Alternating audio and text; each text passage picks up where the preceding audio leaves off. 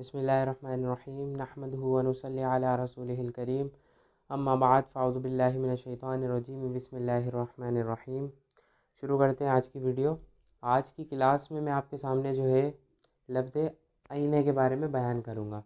लफ्ज़ आईना क्या है, इसका इस्तेमाल किस तरह होता है, उर्दू में इसका क्या माना होता है, तो ये चीज़ आपके सामने क्या करूँगा, बयान करूँगा इंशाल्लाह मिसालों के साथ। बहुत आसान है। और ये देख लेते हैं कि पिछली वीडियो में, पिछले सबक में मैंने आपके सामने क्या बयान किया था। तो पिछले सबक में मैंने आपके सामने जो है अरबी में बाज़ जो वो होते हैं ना, वो जुमले होते हैं और बाज़ मुफ़रदात होते हैं, यानी सिंगल होते हैं बाज़ लफ्ज़, और बाज़ जो होते हैं ना वो जुमले होते हैं। मतलब उनका जो है ना पूरा माना बनता है, मतलब पूरी मतलब वो बनते हैं। जैसे मिसाल के तौर पर हम कहते हैं ना, ये किताब है, ये फ़लानी चीज़ है, फ़लानी चीज़ है। अब ये क्या है, ये मतलब ये ऐसी चीज़ है, ऐसी बात है जो हमारे समझ में आ रही है। और बाज़ मुफ़रदात होते हैं जैसे जिनको सिर्फ़ अगर ज़िक्र करेंगे ना तो मतलब बात समझ में नहीं आएगी। ठीक है, ये पिछले सबक में मैंने आपके सामने बयान किया था। आज के सबक में मैं आपके सामने बयान करूँगा लफ्ज़ आईना के बारे में। तो याद रखिए, लफ्ज़ आईना का इस्तेमाल हम ये करते हैं, जैसे मिसाल के तौर पर सवाल करना होता है ना कि भाई वो शख्स कहाँ है, या वो कहाँ है, या वो चीज़ कहाँ है, आपके उस्ताद कहाँ है, या आपके वालिद कहाँ है। मतलब सवाल करना होता है ना कि ये चीज़ कहाँ है। तो कहाँ के लिए जो ज़िक्र करते हैं ना, तो अरबी में क्या ज़िक्र करेंगे, आईना ज़िक्र करेंगे। इसको मिसालों के ज़रिए से समझेंगे इंशाल्लाह आसान है। जैसे मिसाल के तौर पर पहली मिसाल है ना, अब जैसे आप किसी से बात कर रहे हैं, फ़ोन पे बात कर रहे हैं, तो आप कह रहे हैं कि भाई आप कहाँ हो अभी इस वक्त, आप कहाँ हो। मिसाल के तौर पर आपने क्या कहा, आप कहाँ हो। तो आपके लिए तो मैंने बताया था कि आपके लिए क्या आएगा, अंत आएगा। ये तो मैंने आपके सामने वजाहत मिसालों के ज़रिए से समझा दिया था। आज के सबक में सिर्फ ये ज़िक्र करेंगे आईना। आईना किस चीज़ के लिए इस्तेमाल होता है। तो आपने क्या ज़िक्र किया, आप कहाँ हो, कहाँ के लिए क्या इस्तेमाल होगा, आईना होगा। अब जेंट्स के लिए इस्तेमाल करो, लेडीज़ के लिए इस्तेमाल करो, या चीज़ों के लिए इस्तेमाल करो, जानवरों के बारे में इस्तेमाल करो, हमेशा लफ्ज़ क्या होगा, आईना इस्तेमाल होगा कि वो चीज़ कहाँ है, वो जानवर कहाँ है, वो फ़लानी चीज़ आपके उस्ताद कहाँ है। ठीक है, पहली मिसाल आपकी समझ में आ गई कि आप कहाँ हो, आईना अंता।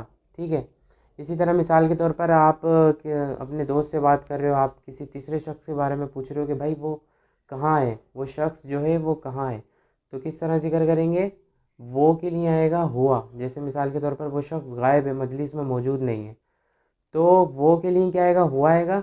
और शुरू में जिक्र करेंगे आईना। क्यों, क्योंकि यहाँ पे कहाँ यानी उसके बारे में पूछ रहे हैं कि भाई वो शख्स कहाँ है। इसी तरह मिसाल के तौर पर आप अपने भाई के बारे में मतलब आप अपने दोस्त से बात कर रहे हो, आप सवाल कर रहे हो उनसे कि भाई आपके भाई कहाँ हैं अभी इस वक्त। तो आप किस तरह जिक्र करोगे, आईना अखू का। सही है।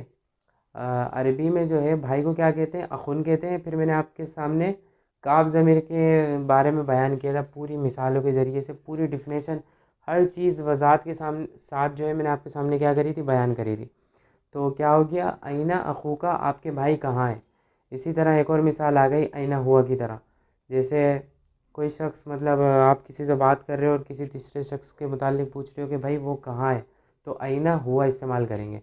इसी तरह मिसाल के तौर पर आप अपने दोस्त से पूछ रहे हो, या किसी किसी भी शख्स से पूछ रहे हो कि भाई आपके उस्ताद कहाँ हैं, तो आप किस तरह जिक्र करोगे, आईना उस्तादु का। ठीक है, अभी सिर्फ़ और सिर्फ समझने की बात क्या है यहाँ पर, आईना, कि किसी के बारे में सवाल करना हो कि वो कहाँ है या वो चीज़ कहाँ है, तो उसके लिए इस्तेमाल करेंगे आईना। ठीक है, इसी तरह एक और मिसाल देख लेते हैं। जैसे मिसाल के तौर पर आप अपने दोस्त से पूछ रहे हैं कि आपका कलम कहाँ है, आईना कलम का। अब काफ ज़मीर और ये पूरा मैंने आपके सामने डिफिनेशन के साथ बता दिया था। आज सिर्फ क्या देख रहे हैं, आईना। इसी तरह देख लेते हैं वो कहाँ है। मिसाल के तौर पर वो दूर शख्स, मतलब खातून खड़ी हुई हैं, आप उनके बारे में सवाल कर रहे हैं, आईना तिल का, कि वो कहाँ है। मतलब एक खड़ी हुई थी दूर, आपने उनके बारे में सवाल किया कि भाई वो अभी जो खड़ी हुई थी ना, वो कहाँ गई अभी। तो उसके बारे में किस तरह जिक्र करेंगे, आईना तिल का। इसी तरह आप अपने दोस्त से बात कर रहे हैं, तो उनसे आपने ये सवाल किया कि भाई आपका घर कहाँ है, आपका घर कहाँ है, आप रहते कहाँ हो, रिहाइश कहाँ है। तो उसके बारे में किस तरह सवाल करेंगे, आईना बैतु का। ठीक है, आईना बैतु का। तो ये मैंने आपके सामने मिसालें बयान कर दी, पूरी उर्दू में आपको अच्छे तरीके से समझा दिया।